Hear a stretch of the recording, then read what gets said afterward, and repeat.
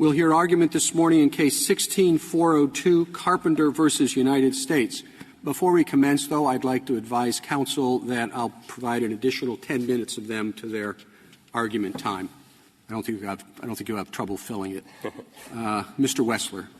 Thank you. Mr. Chief Justice, and may it please the Court.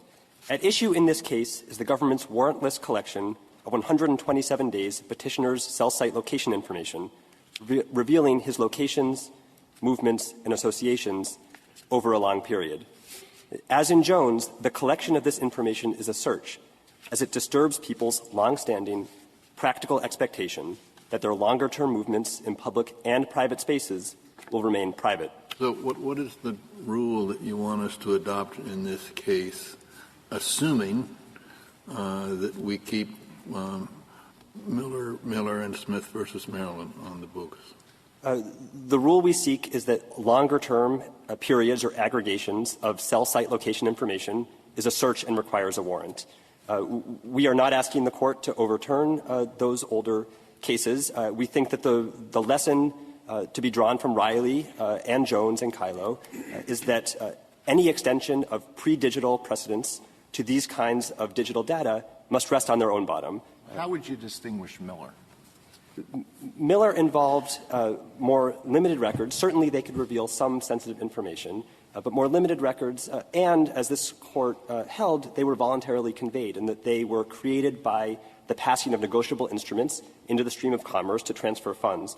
What we have here is both more sensitive and less voluntary. Why is it more sensitive? Why is cell site location information more sensitive than bank records, which particularly today, when a lot of people don't use cash much, if at all, a bank record will disclose purchases. It will not only disclose everything that the person buys. It will not only disclose locations, but it will disclose things that can be very sensitive.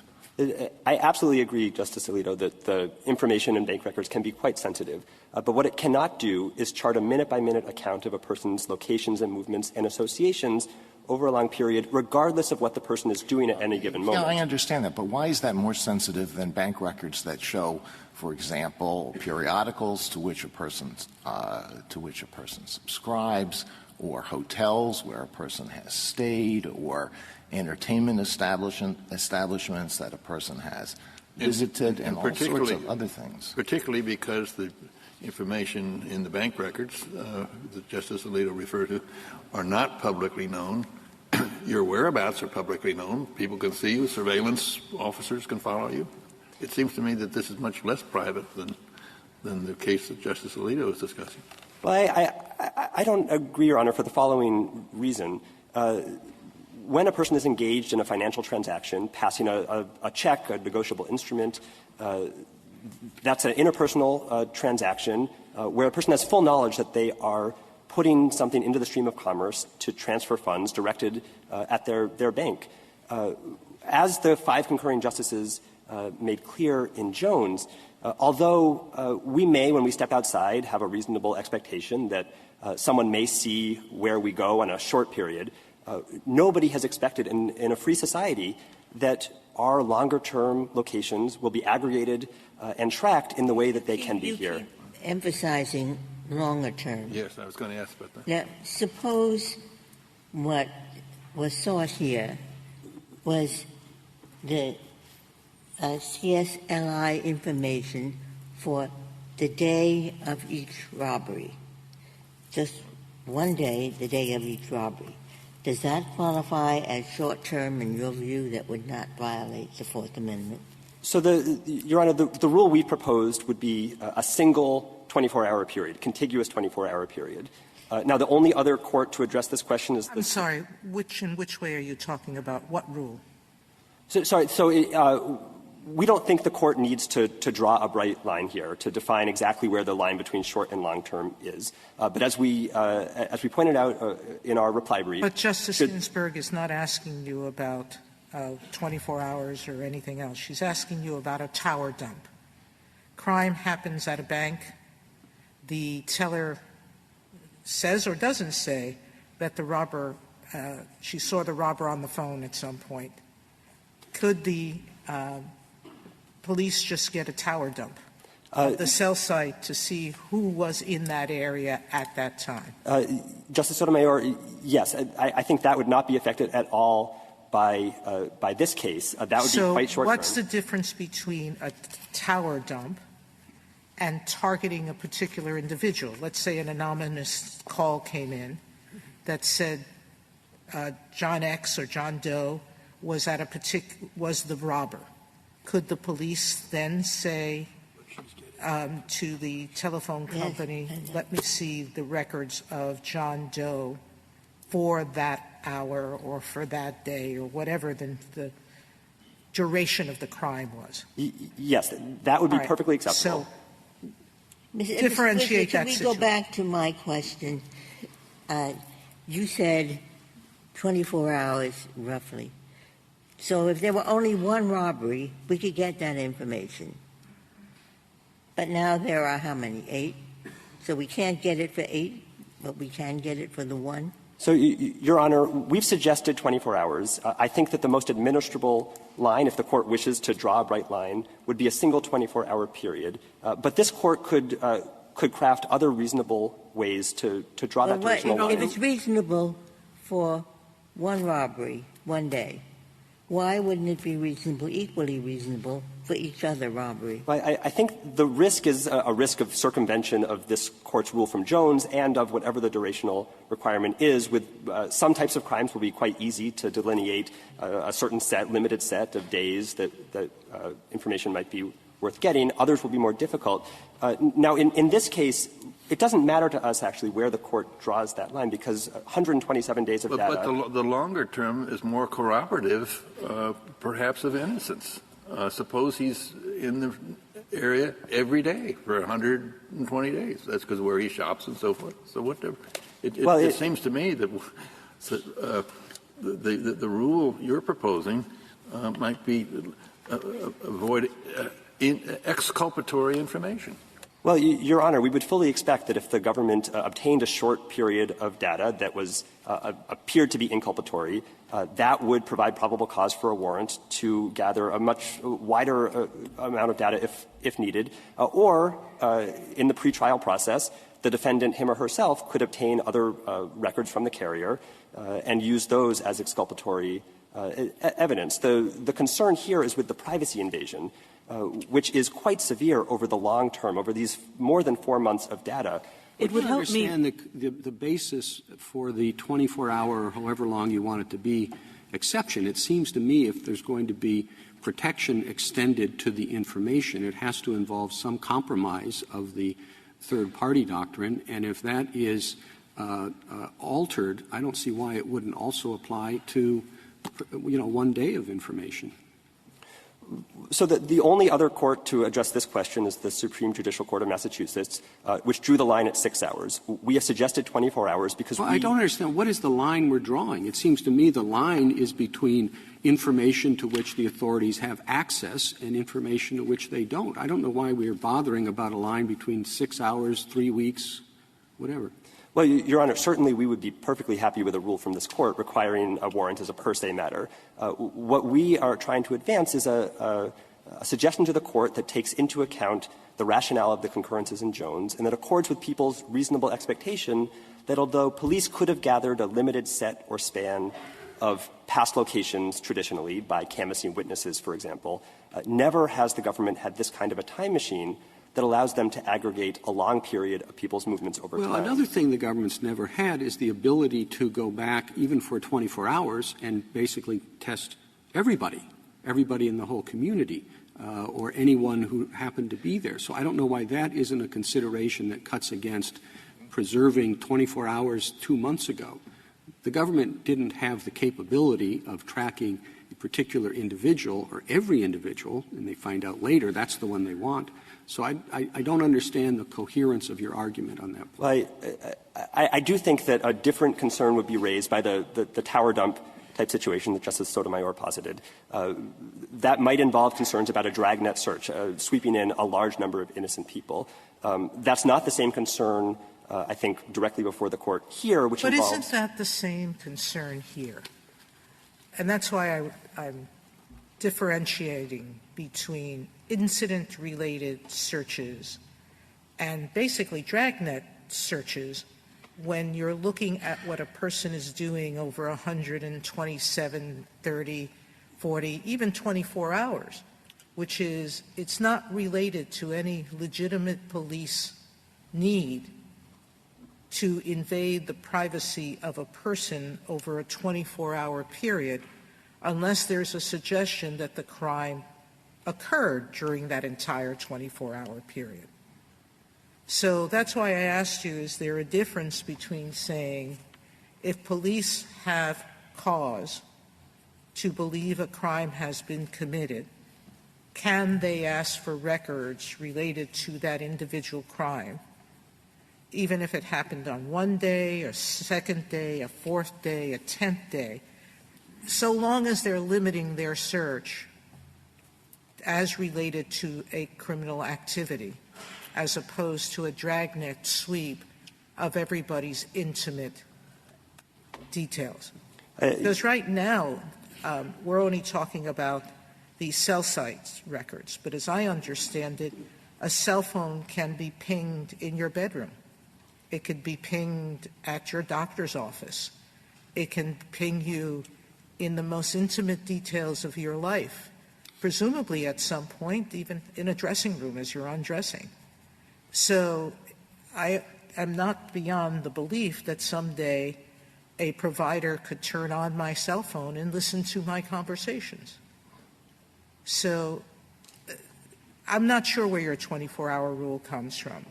Shouldn't your rule be based on incident-related rather than at the essence of your complaint, which is that we're permitting police to do a dragnet search of your life? Your Honor, first, you're absolutely correct that today, in the 7 years that have elapsed since the data was gathered in this case, network technology has advanced quite markedly. And today, not only is data gathered for phone calls, but also text messages and data connections, including when a phone is in a pocket, passively and automatically checking for new emails or social media messages or weather alerts. And today, the government is able to obtain historical cell site location information that can locate a person as precisely as half the size of this courtroom. Well, you know, Mr. WESSLER, I agree with you that that new technology is raising very serious privacy concerns, but I need to know how much of existing precedent you want us to overrule or declare obsolete. And if I could, I'd just like to take you back briefly to Miller and ask on what grounds that can be distinguished. You don't say we should overrule it, and you said the information here is more sensitive. We maybe could agree to disagree about that. I don't know. But what else? On what other grounds can Miller possibly be distinguished? So both Miller and Smith identified at least two factors to take into account in the reasonable expectation of privacy analysis: the nature of the records or their sensitivity, and whether they're voluntarily conveyed. And I think here there's also a great distinction on voluntariness. Unlike a negotiable instrument passed into commerce, or for that matter, a phone number punched into a touch-tone phone, people, when they make or receive a phone call, receive a text message, and certainly when their phone is automatically making a data connection, do not provide their location information to the carrier. Well, I mean, that's a debatable empirical point, whether people realize what's going on, and there's reason to think maybe they do. I mean, people know there were all these commercials, "Can you hear me now? Our company has lots of towers everywhere." What do they think that's about? The contract, the standard Metro PCS contract, seems to say, and I guess we don't have the actual contract in the record here, does seem to say that advise the customer that we can disclose this information to the government if we get a court order. So I don't know whether that will hold up, and even if it were to hold up today, what will happen in the future if everybody begins to realize that this is provided? If you have enough police TV shows where this is shown, then everybody will know about it, just like they know about CSI information. 3 points, Your Honor. First, in the empirical scholars amicus brief at pages 3 through 4, they run through a result of a survey that I think quite strongly shows that a strong majority of Americans do not understand that this information is even accessible to, much less retained by the service providers. Second, I agree that the Metro PCS contract in effect in 2010 and the other companies' privacy policies today do disclose that location information can be obtained. But I actually think the disclosures more broadly in those documents accrue to our favor. I'll explain why that is in one moment, although I think I should caution the Court that relying too heavily on those contractual documents in either direction here would, to paraphrase the Court in Smith, threaten to make a crazy quilt of the Fourth Amendment, because we may end up with hinging constitutional protections on the happenstance of companies' policies. But those contractual documents to a company restate and contractualize the protections of the Telecommunications Act and quite strongly promise people that their information will remain private without consent. And lastly, except as provided by law. As to other private persons, not as to the government. That's right. There's a provision to disclose as required by law. Those four words need to be read in context and in compliance with the Constitution. So if there is a reasonable expectation of privacy in these records, then a warrant is required. But even looking at the statutory framework itself, the government points to the Stored Communications Act as the law requiring disclosure. But when Congress amended that statute in 1994, it provided two mechanisms for access to records, a 2703D order, as used here, and a warrant under Section 2703C1A. And I think a person looking at that statute would be quite reasonable and right to assume that the reason there's a warrant prong is to deal with records like these in which there's a strong privacy interest. But your argument, as I understood it from the brief, and I'm hearing it today, makes the Stored Communications Act and the 2703D order irrelevant. You don't even talk about it. In an area where we're searching for a compromise, where it's difficult to draw a line, why shouldn't we give very significant weight to the Congress's determination that there should be and will be some judicial supervision over this, over these investigations?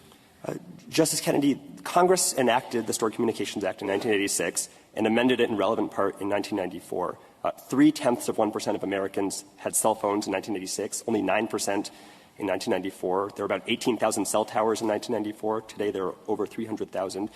You mean the Act was more necessary when there were fewer cell phones? No, not just the opposite. Not at all, Your Honor. My point is that Congress quite clearly was not thinking about the existence of, and certainly not law enforcement interest in, historical cell site location information. There's nothing in the historical legislative record for the members of the Court who would look there to indicate any cognizance of these kinds of records. So, well, again, my question is, you give zero weight in your arguments to the fact that there is some protection. Your Honor, we acknowledge fully that there is some protection, a touch more than a traditional subpoena because a judge is involved, but we think it is insufficient in the context of records held by a third party in which the subject of the investigation. And yet you said, I think you said in your brief, that in most of the cases where you get one of these 2703D orders, in the mine run of cases, you said, there was probably enough there to get a warrant. So let's take this very case. A confessed robber identifies his collaborators, and there are details about the collaborator. Why isn't that enough to get a warrant? In this case, it is quite possible that the government could have. Now, I don't think they stated probable cause on the face of their application for the court order. Mr. Carpenter's name is mentioned only once in the conclusory sentence at the end. They did have a cooperating witness at that point, a cooperating co-defendant, and I can't say whether, had they wanted to, they could have made out probable cause. It's entirely possible. I want to return, Justice Alito, to your question, because I think it's important to remember that Miller and Smith were decided 4 decades ago. The Court could not have imagined the technological landscape today. And accepting the government's invitation to, in my view, radically extend those cases would place beyond the protection of the Fourth Amendment not only those location records. Are we radically extending them? From the very beginning, Smith, for example, basically said the disclosure at issue doesn't disclose the content of the conversation. As the dissent pointed out, the provider had access to to the content of the conversation. Yet we drew a line in saying cell phone numbers, telephone numbers are disclosable because everybody knows that the telephone company is keeping track of those numbers. You get it in your phone bill at the end of each month. But we said people don't know, or even if they realize that the phone company can listen into their conversation, that there's a reasonable expectation that the phone company won't, absent some urgent circumstance, a death threat, almost a special needs circumstance. That suggests, as you started to say earlier, that it never was an absolute rule, the third-party doctrine. We limited it when in Bond and Ferguson when we said police can't get your medical records without your consent, even though you've disclosed your medical records to doctors at a hospital. They can't touch your bag to feel what's in your bag because an individual may disclose his or her bag to the public. I think one of my colleagues here said, why shouldn't people expect others to touch their bag as well? Well, and the court said no, because you expose what your bag looks like, but you don't have an expectation that people are going to touch your bag. So is it really that far off to say, yes, I can believe that my location at one moment or other moments might be searched by police, but I don't expect them to track me down for 24 hours over 127 days. Absolutely, Your Honor. We agree that the contents of electronic communications should be protected, as I think the government agrees, and it's brief. But in the digital age, content as a category is both under-inclusive and unadministrable. Certainly, I think that's one lesson from Jones, from the concurrences. That was not the contents of communication. It was location over time in public, but it was still protected. And a great many highly sensitive digital records, like search queries entered into Google, a person's complete web browsing history showing everything we read online, medical information or fertility tracking data from a smartphone app would be vulnerable. Suppose that in this case there was a subpoena for the numbers called from the cell phone.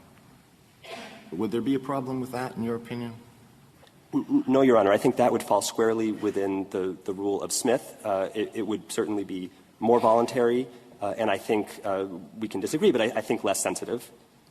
You think the numbers called, the people that somebody's calling is less sensitive than the person's location? I certainly. How are we going to judge the sensitivity of information like this? Well, I think that the concurring opinions in Jones, Your Honor, already judge the sensitivity of this information. The court need not address every other context. Suppose law enforcement officers had followed this person for 127 days. That would be worse than if they followed him for 24 hours? Well, as the concurrences made clear in Jones, that would be a highly unlikely endeavor. But even more unlikely here because this is not real time. It's a hypothetical. Suppose it happened. There can be very serious crimes in which law enforcement devotes a tremendous amount of time to surveillance with multiple vehicles, multiple agents, and you say if it lasts for too long, then it's an invasion of privacy? No, I think people's normal expectation is that typically won't happen, but if it does, the Fourth Amendment does not protect against that. Now, frankly, if we're going to talk about normal expectations and we have to make the judgment, it seems to me there's a much more normal expectation that businesses have your cell phone data. I think almost everybody knows that. If I know it, everybody does.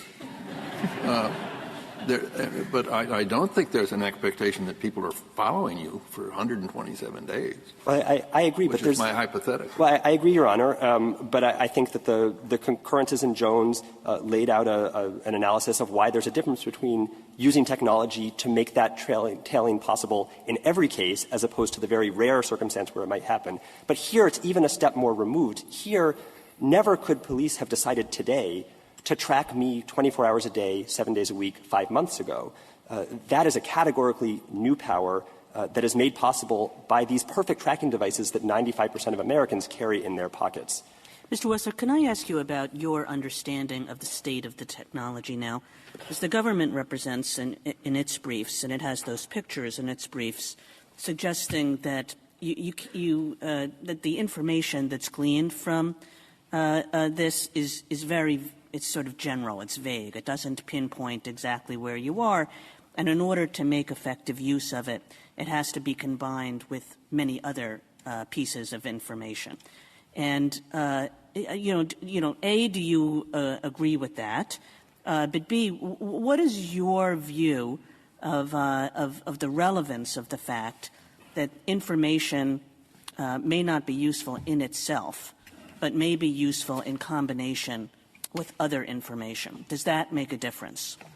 Justice Kagan, so on the first point, we agree that as of 2010 and 2011, where the records in this case come from, they were generally less precise than the GPS data in Jones. But we don't think that that makes a difference for the Fourth Amendment rule for a few reasons. First, to go to the second part of your question, even in Jones, the data lacked precision. It was accurate only to within 50 to 100 feet and only tracked where a car went. So if a person parks in a parking lot or on a street, that GPS data by itself can't tell if they go to a jewelry store for a stick-up or a medical clinic for a checkup or a cafe to meet with a friend. Some other amount of evidence or inference was required. That makes it no less a search, and the same is true here. Now, in the intervening 7 years, the data has become markedly more precise. The proliferation of small cells, which can have a broadcast radius as small as 10 meters, about half the size of this courtroom. The ability now of providers to estimate the actual location of the phone based on the time and angle that the signal from the phone reaches the towers, and the just skyrocketing amount of data usage by normal smartphone users means that even the large traditional cell towers are much closer together in urban and dense suburban areas, so the distance between them is less, so they are significantly, the location information is more precise. It's also more voluminous because now data connections create location information. And so the 101 data points per day on average in this case pale in comparison to what. Mr. WESSLER, along those lines, one more kind of technical question. There was a suggestion in the briefs that some of this information is required to be kept by governmental regulation, the E911 program. Do you have any insight on that for us? Yeah, there's no direct requirement that these location records be kept. Now, what is true is that the capability of the cell companies to track cell phones in real time is a government mandate as part of the E911 system. That capability is related to the capability that is relatively newer to estimate the actual location of the phone based on time and angle of the signal historically coming in. But there's no data retention mandate for these historical cell phone location records. Counsel, you avoid taking a position on the question in your brief, but I'd like you to take one today. Is there any reason to treat grand jury subpoenas differently than you would treat subpoenas under other under legislation? No, I don't think there is any reason. This Court's Fourth Amendment decisions involving grand jury subpoenas is held on to the same Fourth Amendment standard as any other subpoena. Now, a grand jury subpoena is not an issue here, but we think it would be held to the same standard as any other subpoena or subpoena-like request for these highly sensitive records. As I'm seeing your argument, it starts with a place where I completely agree. The village snoop had a fallible memory and didn't follow people for 127 days. The electronic information is infallible. You can follow them forever. That's a big change. So I agree that change is there. It's there in many aspects of life, not just location. Now, on the other side of it is that probably, I'm not sure, but probably police and FBI and others, when they get word of white-collar crime, money laundering, drugs, financing terrorism, we could go through the list, large numbers of cases, of important criminal cases. They don't have probable cause. They do have reasonable ground to think. And they start with bank records, with all kinds of financial information, purchases. So if I accept your line, there's no such thing in the law as location. There is, but I mean, people immediately say, and why? And then when they say why, we're going to have to say something like X days, at least arbitrary, but X days are very personal. It was given under circumstances where they didn't know they were giving it, or they certainly didn't consent to it. And that is basically the reason. Maybe we throw a few other things in there to get an exception for Miller. That will be taken immediately to the lower courts and eventually here. And people will say, well, what about financial information, i.e. credit card purchases, where the most intimate credit card purchases, wherever they are immediately records. And what about, and they'll think of 5 others. I can only think of 1 or 2, but believe me, the legal profession and those interested in this understand it very well. So where are we going? Is this the right line? How do we, in fact, write it? Not, you see, for location. I have less trouble with that. But where is it going? Can you say? It's a very open question, but I'm very interested in your reactions. Justice Breyer, I think in future cases in the lower courts and perhaps back before Your Honors, it will be relatively straightforward to define discrete categories of information that may be protected. I think perhaps certain other types of location records, information about the state of the body, like heart rate data from a smartwatch or fertility tracking data from a smartphone app, information about the interior of a home, for example, from a smart thermostat that knows when the homeowner is at home and perhaps what room they're in, communicative contents, not only the contents of emails, but I think search queries to Google. Not every record will or should be protected, and I think it is totally consistent with the role of the lower courts to take an interpretive principle from this court and begin to apply it, and over time, clarity will emerge. You want to add one thing? I'm sorry. Because maybe you want to add one thing, because I suspect you'll hear in a minute that all the imperfections of Miller, given your answer, and what I'm thinking too, I quite agree with you. This is an open box. We know not where we go, unadministrable, etc. Anything else you want to add? Well, Your Honor, lower courts have been struggling mightily to apply Miller and Smith to highly sensitive digital age records. As to these historical location records, the 5 courts of appeals to address this have generated 20 majority concurring and dissenting opinions, many of them virtually begging this court to provide guidance for how to protect these sensitive digital records that the court simply could not have imagined 4 decades ago. A lot of what you're talking about and a lot of what the questions concern, I think, is addressed under the question whether a warrant should issue as opposed to whether a warrant is required. Under current practice, when you're getting a warrant, it makes a difference if you go in and say, I want to search the entire house for anything I can find, and if you say, I want to search the drawers for business records that we think are related to blah, blah, blah. And so it's the same thing here. Yes, the technology affects every aspect of life. That doesn't mean that the warrant has to. And in terms of reasonableness, if you can focus on, we want to talk about simply whatever it is, purchases, because we have reason to believe he's purchasing the stuff that goes in to make, methamphetamine. But that doesn't mean we're going to go look at location information. Your Honor, we certainly think that the probable cause and particularity requirements of a warrant will do a lot of work to focus investigations. In an investigation like this, perhaps 127 days or 152, as the original request was, would not all be appropriate. Maybe under a warrant, a 2 or 3 day span around each of the robberies would actually be particularly relevant to the probable cause determination. But our basic submission is that a warrant is required in this context because it's unlike the other subpoena cases that the government has identified. In the normal subpoena case, this court has identified 2 factors that weigh on the reasonableness categorically of subpoenas. First, that the recipient complies with it. They select the responsive records and provide them to the government, which poses less of a risk of abuse. And second, that there's notice and an opportunity for pre-compliance review. Neither of those obtain here, where the subpoena goes to a third party, but the subject of the investigation receives no notice and has no opportunity. Can you tell me what is the difference between the 2703G order and a warrant? What are situations where you could get the order but not a warrant? So the standard for issuance of the order is lower. Some lower courts have likened it to a reasonable suspicion standard. I think it's probably a touch above pure reasonableness, but it's certainly short of probable cause. It also lacks a requirement for a sworn statement. There's no affidavit. It's placed before a magistrate judge by a prosecutor, and it lacks a particularity requirement, which has led in cases to extraordinarily broad requests. We identify in our reply brief one case where the government obtained 454 days of historical location data for one defendant, 388 for another. We have 127 days here, 221 days in Graham from the Fourth Circuit with a cert petition currently pending. That is a quite extraordinary amount of time. If I could, I'd like to reserve the balance of my time. Mr. Wessler, one quick question. Focusing on the property-based approach, putting aside reasonable expectation for just a moment, what do we know about what state law would say about this information? So say a thief broke into T-Mobile, stole this information, and sought to make economic value of it. Would you have a conversion? Would your client have a conversion claim, for example, under state law? Have you explored that at all?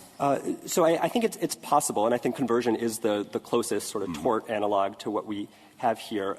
But we place the source of the property right here in federal law, not state law. No, I understand 222. I've got that argument. I'm just wondering, have state courts developed this at all? State courts have not, to my knowledge. I think in roughly analogous contexts, like trade secrets, certainly conversion applies, but not directly here. Thank you. Thank you. Thank you, counsel. Mr. DREEBEN. Mr. Chief Justice, and may it please the Court. The technology here is new, but the legal principles that this Court has articulated under the Fourth Amendment are not. The cell phone companies in this case function essentially as witnesses, being asked to produce business records of their own transactions with customers. The cell systems cannot function without information about where the phones are located. Anyone who subscribes to a cell phone service will communicate that information to towers in order to receive calls. The cell phone companies get that information to operate the cell network. They choose to make their own business records of that information. It's not a government mandate. They make decisions based on their own business needs about what they're going to retain. And when the government comes and asks them to produce it, it is doing the same thing that it did in Smith. It is doing the same thing that it did in Miller. It is asking a business to provide information about the business's own transactions with a customer. And under the third-party doctrine, that does not implicate the Fourth Amendment rights of the customer. This is not simply created by the company, though. It's a joint venture with the individual carrying the phone. That person helps the company create the record by being there and sending out the pings or whatever. Well, that's certainly true, but it's no less true in Smith and Miller. In order for the phone company to have a record of who a person called, the person has to make the call. The information goes to the phone company. The phone company uses that information to route the call. Here, the cell phone provider gets information from the phone about where the phone is so that it can route calls to the phone and that it can route calls from the phone. That's just the basic technological nature of cell phones, but it doesn't differ in principle from what was going on in Smith. And you could say the same thing about Miller. Somebody has to engage in banking transactions through a bank. They write a check. They give the check to the bank. The bank uses it to carry out the bank's business. No, they don't give it to the bank. They give it to a person who gives it to the bank. Well, Justice Sotomayor, I think that there are a zillion different ways to carry out financial transactions, including some that involve giving a check to a person. Many involve going to the bank directly and having the bank conduct the financial transaction. Anybody who writes a check understands that the check will be submitted to the bank so that the bank can Mr. pay. DREEBEN, why is it not okay in the way we said about beepers to plant a beeper in somebody's bedroom, but it's okay to get the cell phone records of someone who I don't, but I know that most young people have the phones in the bed with them. All right? I know people who take phones into public restrooms. They take them with them everywhere. It's an appendage now for some people. If it's not okay to put a beeper into someone's bedroom, why is it okay to use the signals that phone is using from that person's bedroom, made accessible to law enforcement without probable cause? So, Justice Sotomayor, I will answer the question about cell phone location in a house, but I think it's important that the Court understand that this case involves very generalized cell sector information. That's today, Mr. Dreeben, but we need to look at this with respect to how the technology is developing. Well, I think Justice Sotomayor. We can beat phones in a bedroom now. Well, there's a distinction between acquiring GPS information from a phone and acquiring cell site information from a business. This case involves acquiring cell site information from a business. It's a wide area. Our brief attempted to illustrate how in Detroit. Well, this is no different than a telephone company having access to your telephone conversations, but we protected those. No, I think it's very different from it. The expectations of privacy about the contents of a one-to-one communication or a one-to-many communication are quite different. They grow out of the bedrock understanding that a letter mailed through the mail, the routing information is available to the government, the address of where it's going. Yeah, but in an envelope, you seal the envelope. You can yourself control the public disclosure. But with telephones, the telephone company could have plugged in and listened to your conversation just as easily as these telecommunications companies can read your emails if they choose. Yet we've said we would protect email content. That is true, and I think that is because there is a difference between content and routing information that the Court recognized in Smith itself. We're dealing here with routing information. We're not dealing with the contents of communications. I agree with you that Katz makes clear that incidental access of a provider to the contents of a communication when the provider is functioning as an intermediary doesn't vitiate Fourth Amendment protection. We're not here to argue that it does. We're here to argue that routing information of the sort that was available in Smith and the sort that's available here functions as a business record because the business is using it in its transaction with the customer to route the calls. The content information is being provided through a provider as an intermediary so that somebody can communicate with another person. Mr. Dreeben, how is this different from Jones? You know, in Jones there were a couple of different opinions, but 5 justices, as I count it, said this. This is from Justice Alito's opinion.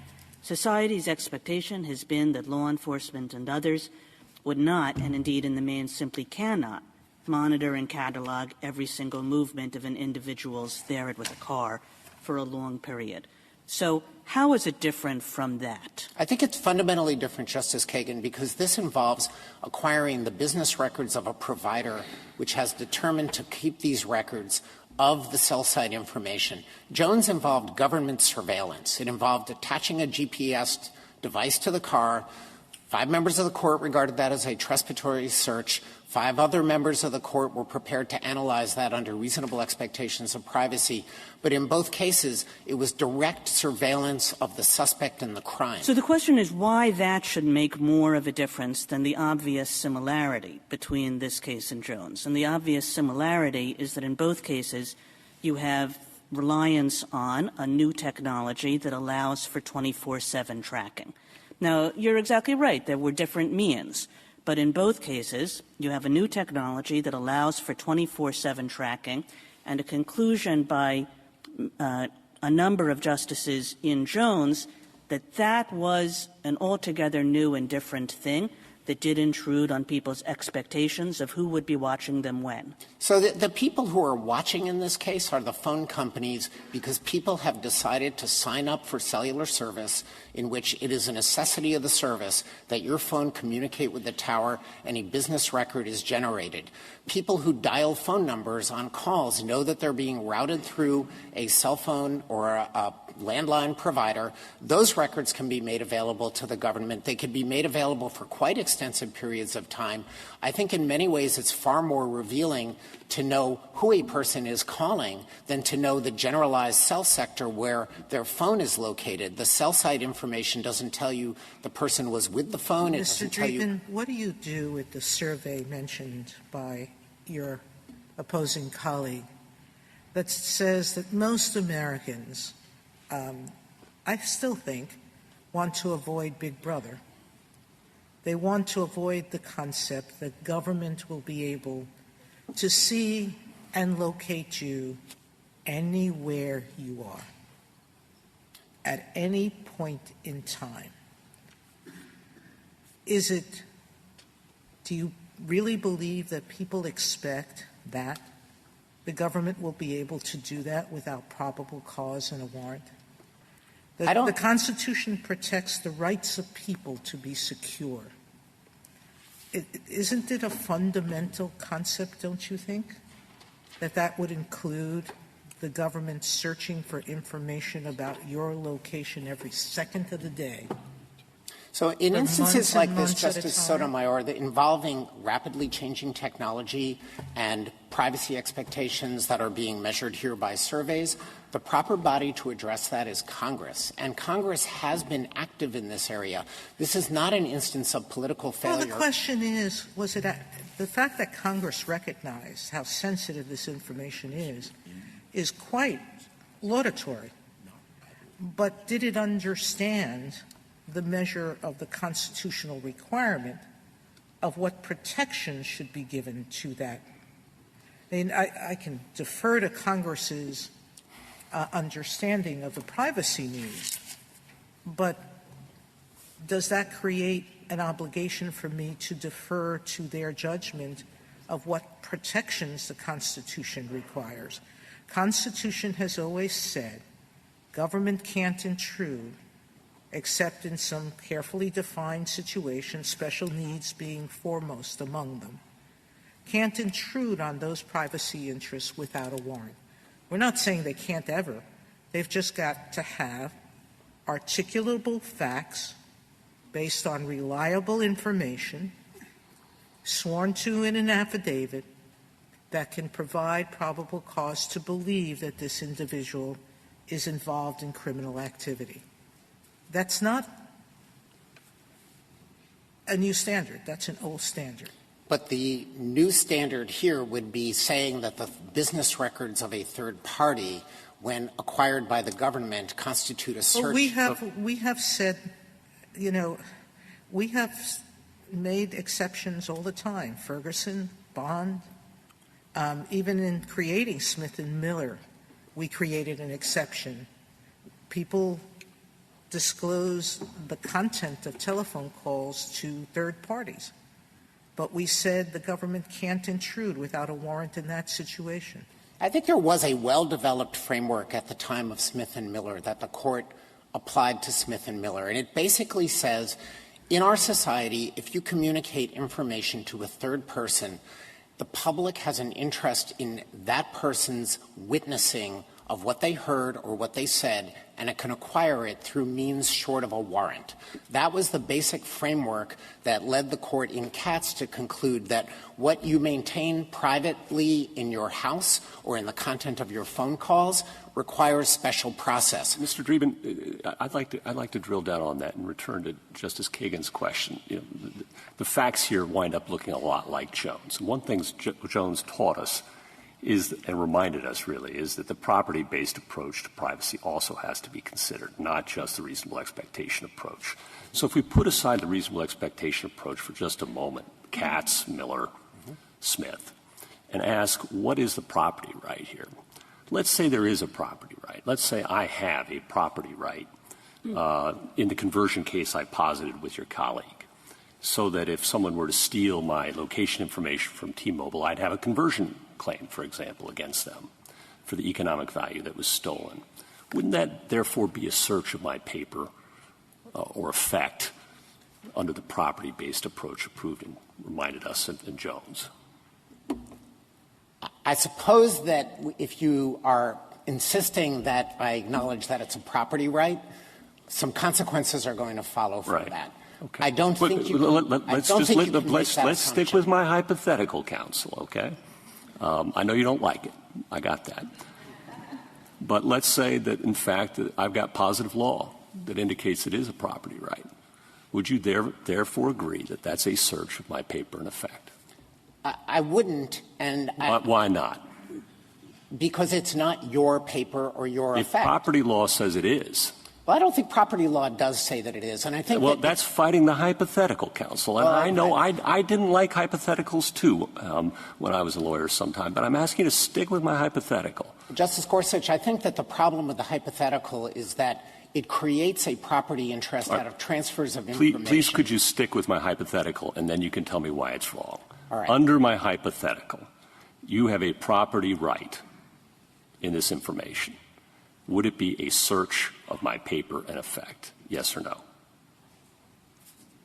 I am not sure, and the reason that I am not sure is there has never been a property right recognized in information that's conveyed to a business of this character. If we were talking about email, as Your Honor's opinion in Ackerman sought to analogize to property, I think we would have a more complex discussion about it. I'm not sure that it would achieve any different result. You're not here to deny that there might be a property interest and therefore No, a I am. search. I'm here to deny there's a property interest in cell site information about email. In my hypothetical, if there were a property interest, you're not here to deny that that'd be a search of my paper effect.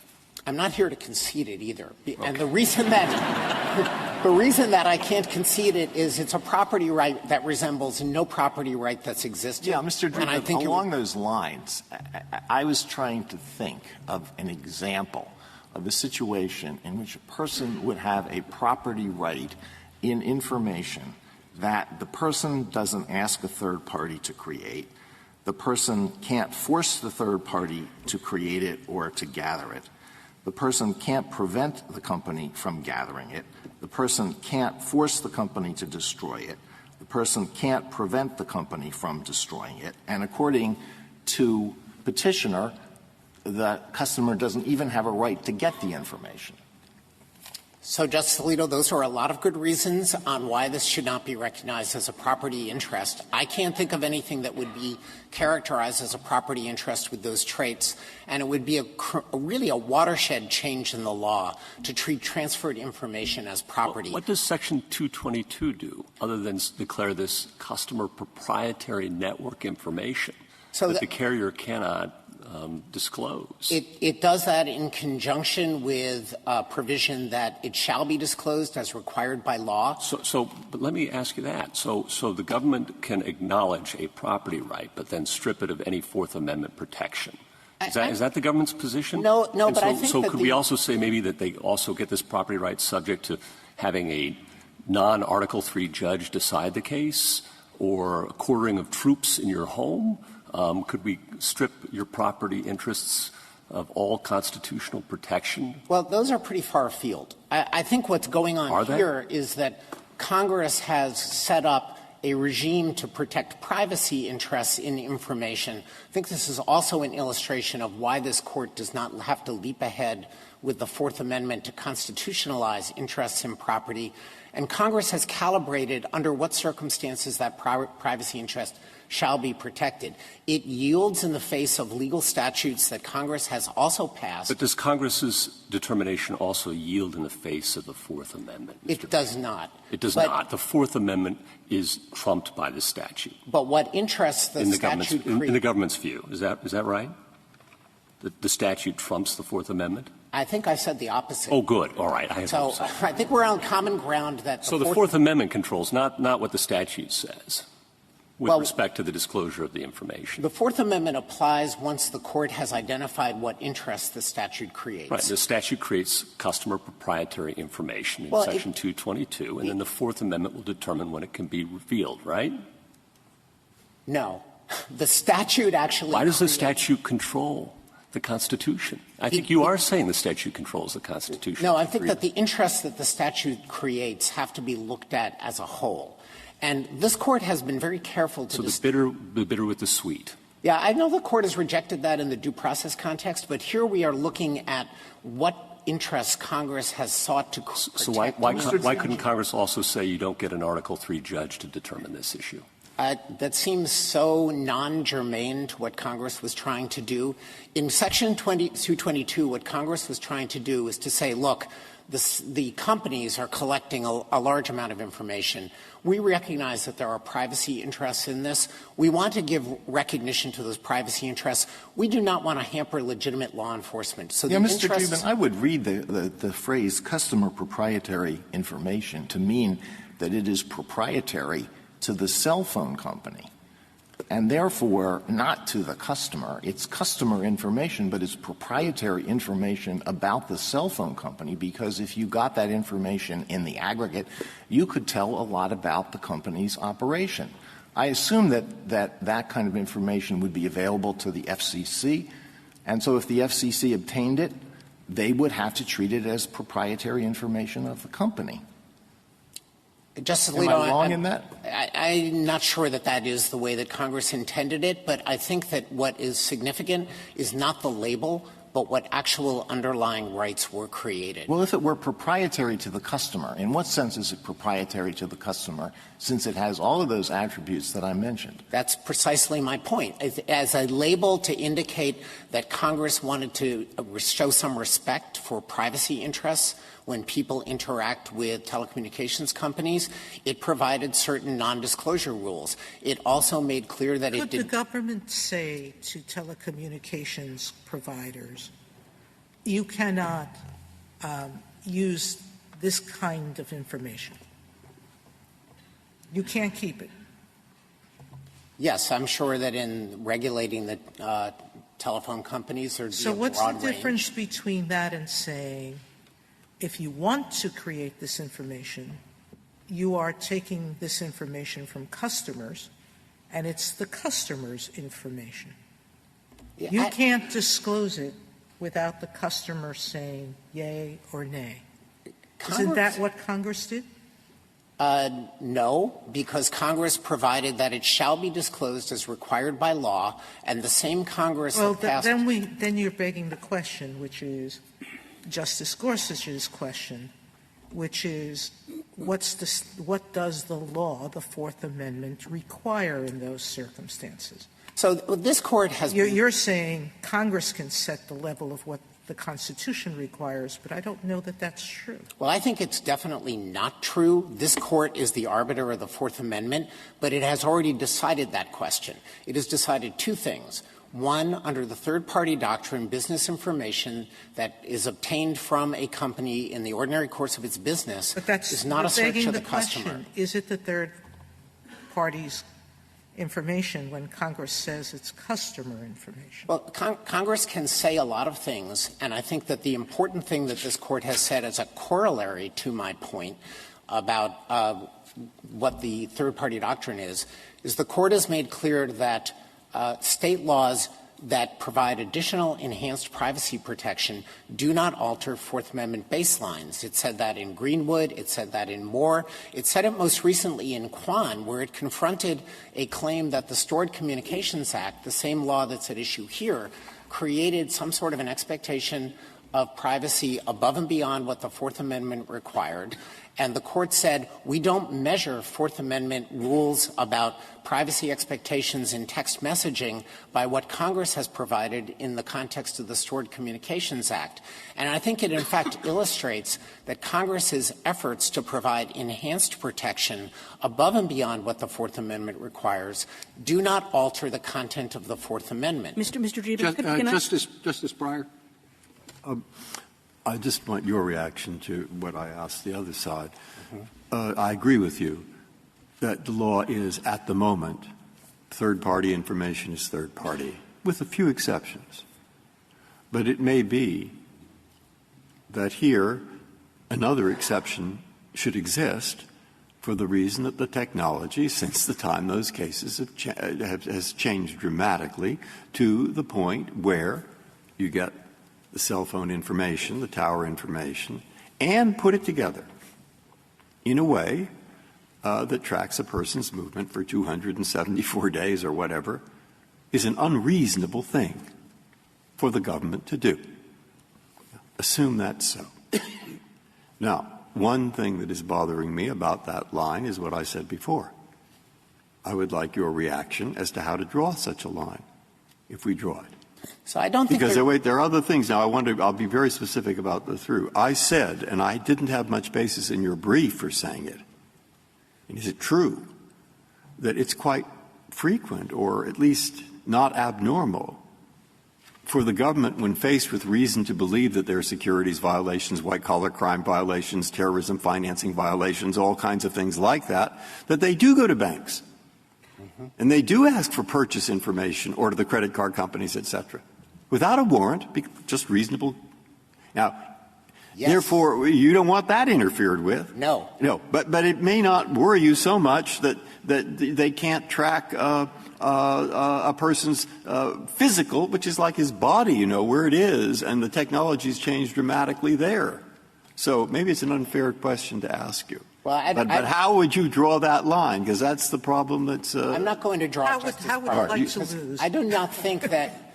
I don't think it can be drawn coherently. Well, why not just say what he said on the other side? Say, what's wrong with that? What we say is, look, what we have here is many, many days of the government taking previously unavailable tower information at the time of the Miller, et cetera, now putting it together in order to track where this human being has been for a long period of time, something that never could have been gotten before, and to do that without some probable cause is an unreasonable thing.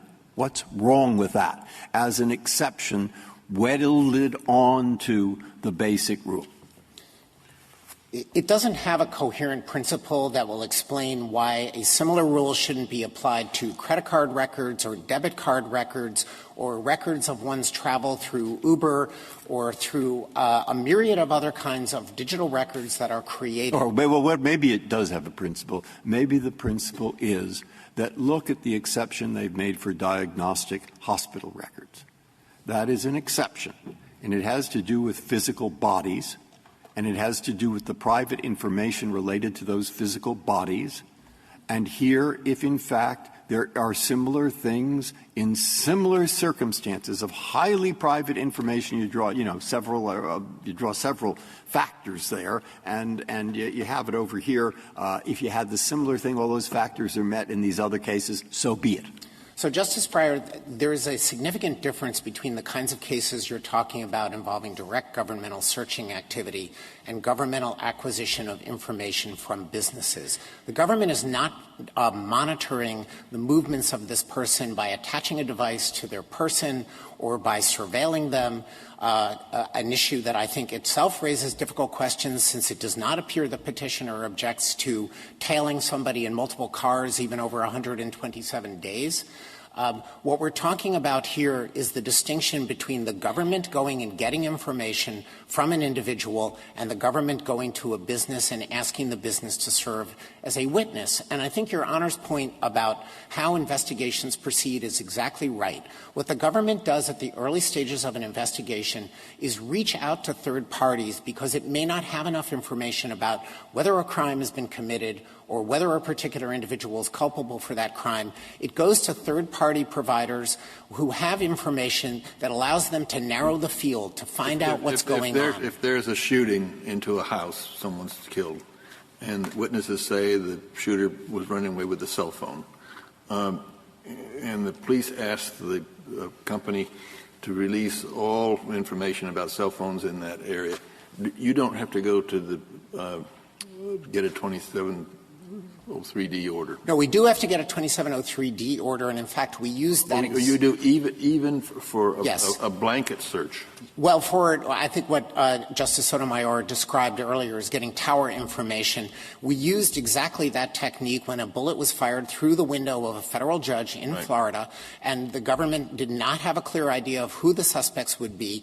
It attempted to narrow down the field by figuring out. But you did need an order. Yes. We did need an order, and we got an order. And I think this is another answer to your concern, Justice Breyer. Not only are we going to less sensitive sources of information at the early stages of an investigation to gather information and figure out what the criminal activity is and who might be inculpated in it, but we also are operating under a statutory regime that requires us to make a particularized showing. It's not the case that we can just walk in right, and get but Mr. Dreeben, that could go away tomorrow. The question here is the constitutional question, not the statutory one. So can I take you back to what it seems to me is the essential identity between the factual circumstances here and in Jones, which is that the government is getting 24/7 information. I mean, in some ways you could say this is more. Jones was just about a car. This is about every place that you are, whether you're in a car or not. And you said to me that what makes it different is that you've given the information to another person. But I recall that when you were here in the Jones case, your theory for why that was permissible was essentially that you had given that information to the entire public. In other words, just by being in the world, everybody sees you, everybody watches you, and you've lost your expectation of privacy in that way. Now, we pretty conclusively rejected that argument.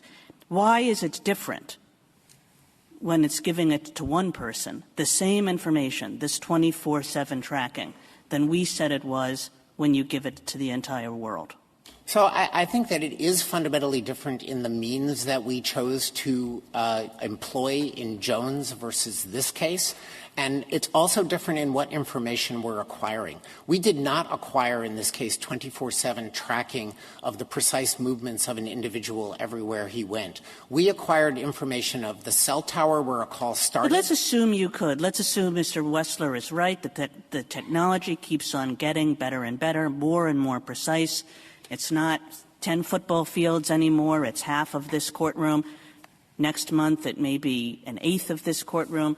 You know, so let's assume that we're looking ahead just a little bit, and it's pretty precision targeting. So I would say that the third-party doctrine doesn't change. I also think that this Court could disagree and draw a line on more precise information that involves 24/7 tracking.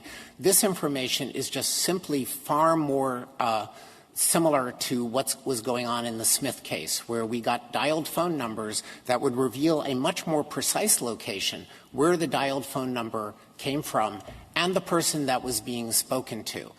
This case does not present the Court with the opportunity to decide the kind of granularity that Petitioner posits may happen in the future.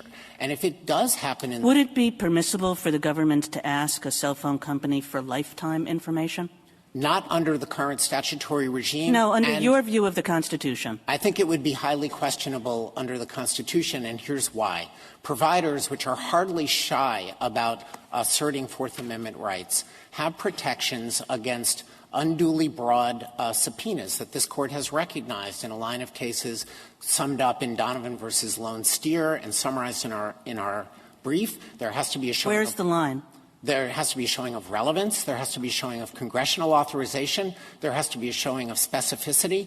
And it cannot be unduly broad so as to be undually burdensome. Well, so those protections are available in the magistrate's decision whether to issue the warrant, right? I mean, you can. Yes, but we have to demand this information somehow. If we assume that the statute went away, which for reasons that I would like to come back to, I think the Court could decide the case based on the statute's compliance with the Constitution, even if you assume that there's a privacy interest at stake. But if there's no statute and we're going just under a subpoena, there is a long-standing recognition in this Court's cases that unduly broad subpoenas are subject to being quashed under Fourth Amendment principles. And the principles that are considered in that context are raised by the provider. They can include the sensitivity of the information.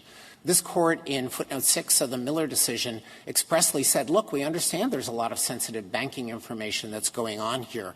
There are other protections besides abolishing the third-party doctrine. They include the First Amendment, and they include objections to the overbreadth of a request. So in response to your question, could the government just walk in with a subpoena and get a lifetime of this information?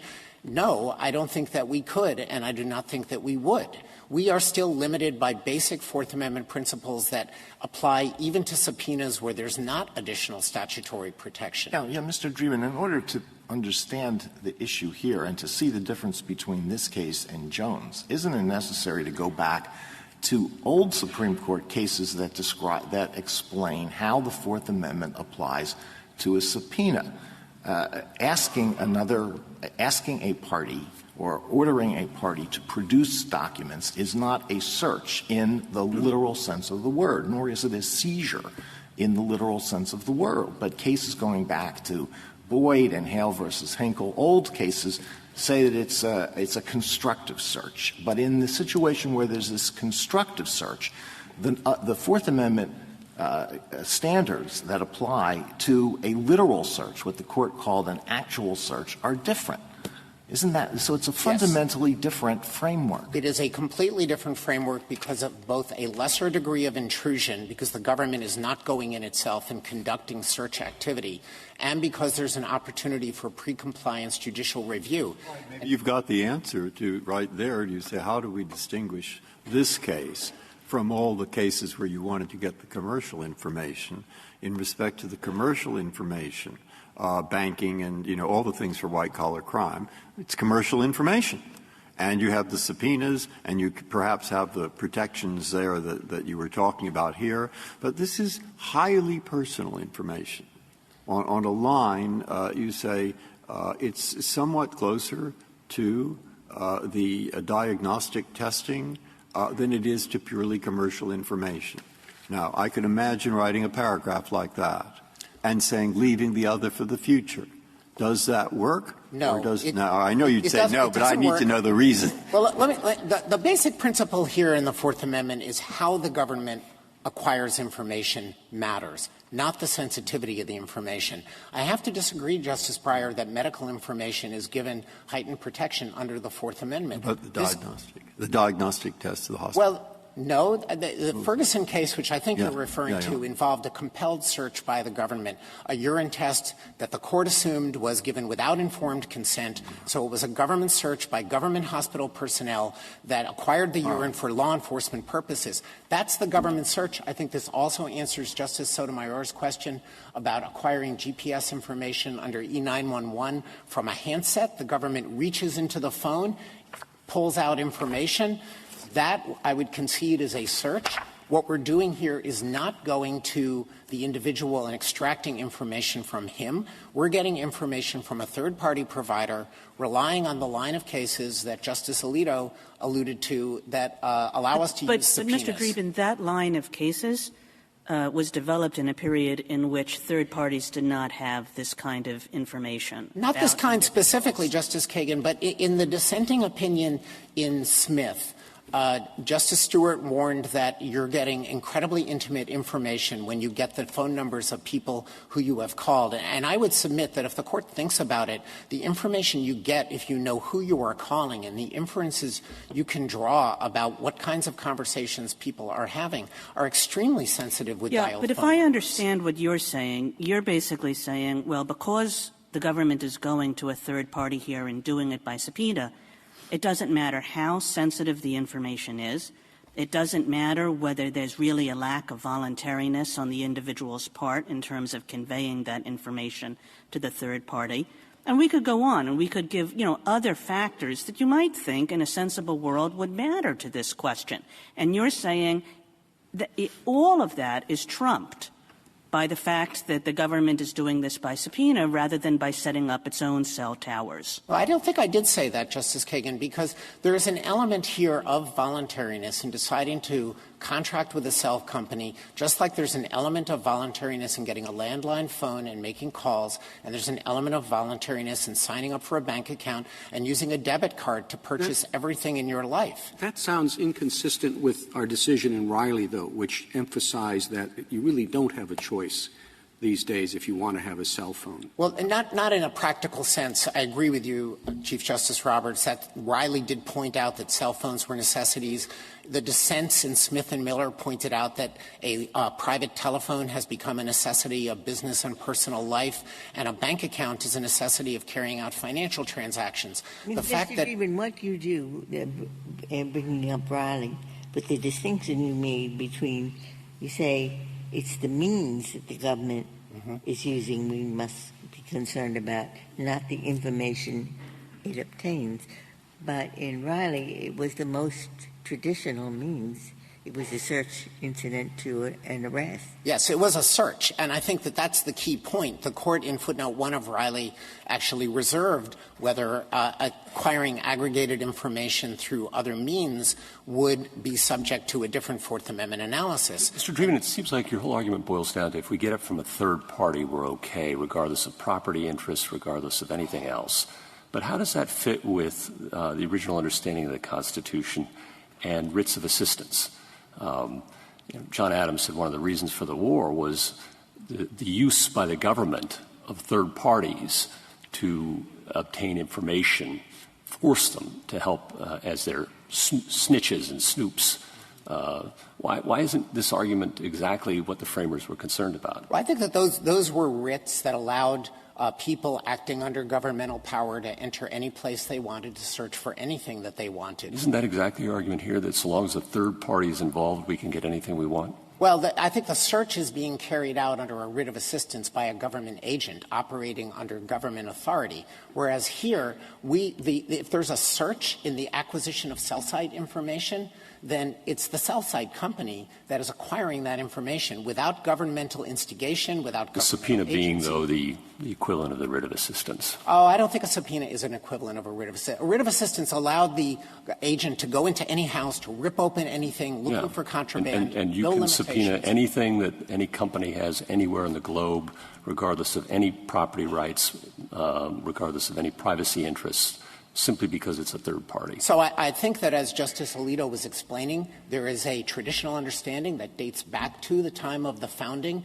that subpoenas stand on a different footing from search warrants. And they do that because they are less intrusive, since they do not require the government going into private property and searching itself. Why does that make a difference? The subpoena tells the person who gets it, this is what you have to do.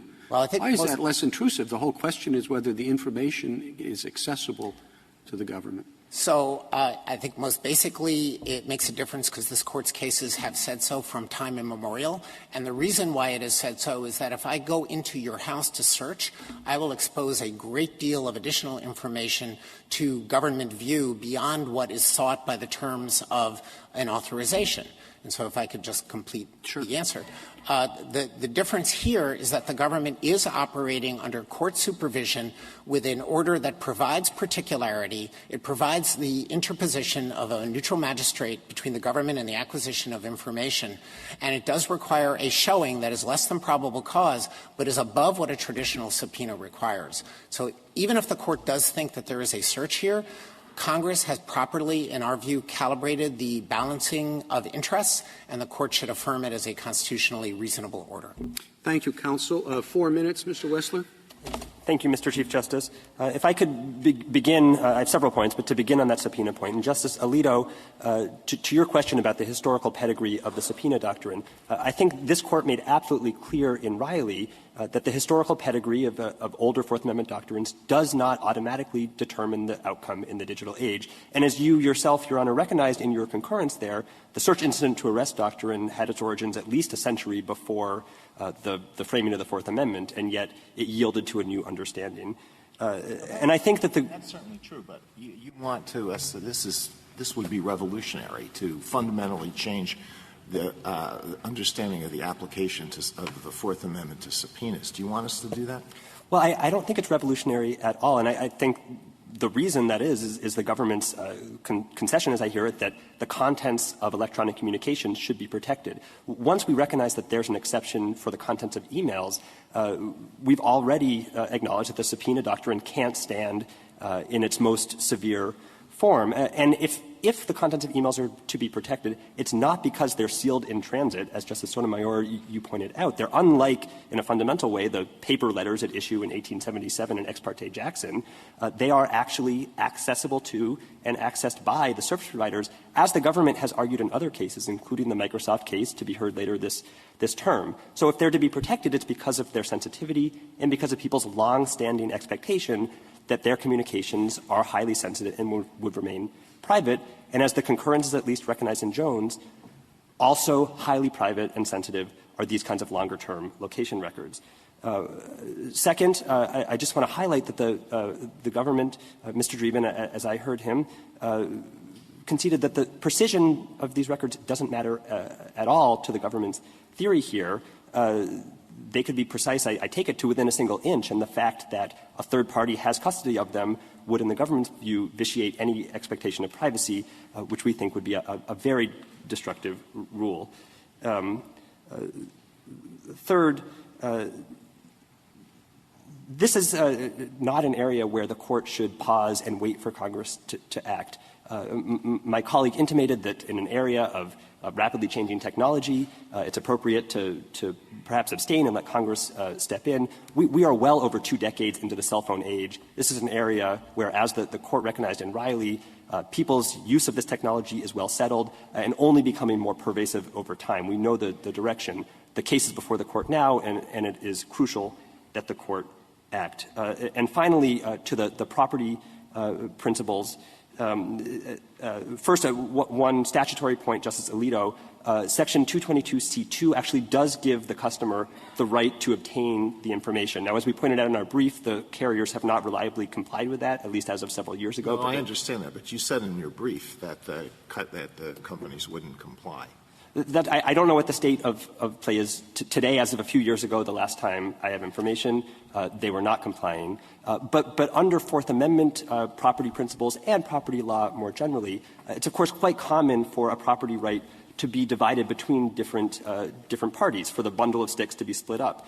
And here people have a right to exclude and a right to determine use of the data secured by the Telecommunications Act. Certainly we acknowledge that the provider itself has some property right, maybe several of those sticks in the bundle, but that doesn't eliminate some right on the part of the customer. If the Court has no further questions, we ask that you reverse the Sixth Circuit. Could I just ask you this question? Is any of this going to do any good for Mr. Carpenter? Is he going to get anything suppressed? Because under Illinois v. Krull, if a search is conducted in reliance on a statute authorizing the search in accordance with a certain procedure, the exclusionary rule doesn't apply. May I answer? Thank you. So that question is not before this Court. It will be dealt with on remand. I think that we have arguments on both of the types, quite strong arguments on both of the prongs of the good faith exception. On the statutory prong, the Stored Communications Act provides 2 mechanisms, order and a warrant, and we think that makes this fundamentally different than other statutes that may clearly provide a means. And second, on the court order, this is unlike a warrant, and all of this Court's cases on the good faith exception have dealt with warrants based on affidavits from an investigating officer. This is an unsworn application from a prosecutor who we think should know better. Thank you. Thank you, counsel. The case is submitted.